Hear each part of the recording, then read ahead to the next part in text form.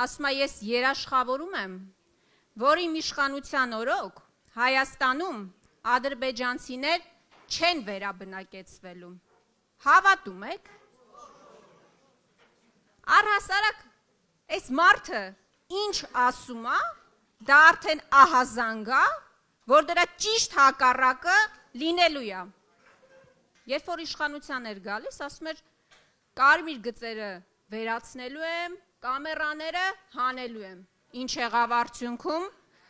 Կարմիր գծերը թանկացան, կամերաները շատացան։ Երբ որ գալիս էր իշխանության,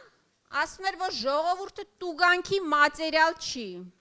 Հիմա ինչքան հարկ կա, թանկացրել է, այդպես է։ Այս մարդը խոսում էր պետական պարտքի դեմ, պետական պարտքը կրկնապատկել է ու ժողովրդին հաշվետվություն չի ներկայացրել, թե ինչ է արել այդ փողերը։ Այս մարդը ասում էր, որ ես կարմիր լույսի տակ պետքա կանգնեմ, մետրո էր նստում իր նախարարների հետ միասին։ Հիմա ոչ միայն կարմիր լույսի տակ չի կանգնում։ Մարդկանց վրայով երթևեկելով սլանում է, չգիտեմ որտեղ։ Ի վերջո այս մարդը ասում էր, որ Արցախը Հայաստանը եւ վերջ։ Հիմա իրեն պատռում է ապացուցելու համար, որ Արցախը երբեք էլ Հայաստան չի եղել։ Այս մարդը պատերազմը չէր կանգնեցնում, ասում էր, որովհետև ինձ դավաճան կասեք։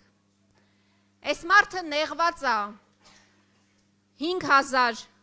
զոհի մասին հիշատակումներից, բայց զոհերի մասին 50 պլյուս մինուսով էր խոսում։ Այս այդ նույն մարդն է։ Ժորժ ջան, հիմա այդ նույն մարդը եկել է, հայտարարում է, որ Սյունիքը Հայաստան է եւ վերջ։ Դեժավյու չի սա։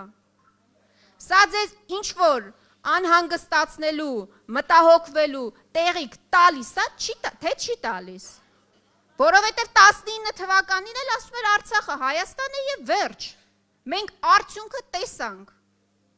Այսինքն, սա որ մի բան ասում է, մարդ արդեն անհանգիստ է, հայ մարդ արդեն անհանգիստ է, որ նախապատրաստվում է հերթական զիջման։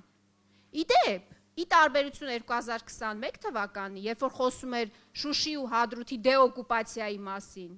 հիմա պարզ տեքստով ասում է, ես վերընտրվելու եմ եւ նոր տարածքներ եմ տալու Ադրբեջանին։ Դուք պատրաստ եք այդ սցենարին։